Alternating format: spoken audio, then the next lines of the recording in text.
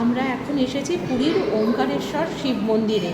পর শিবলিঙ্গ সাজানো এবং প্রত্যেকটা শিবলিঙ্গের পাশে নাম আলাদা করে লেখা আছে, কোন শিবলিঙ্গের কি নাম।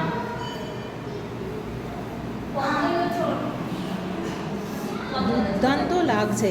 আর এইখানে যে শিবলিঙ্গগুলো আছে সেগুলোর আবার আলাদাই বৈশিষ্ট্য। সবার যেরকম নাম আমরা দেখতে পাচ্ছি এখানে লেখা আছে।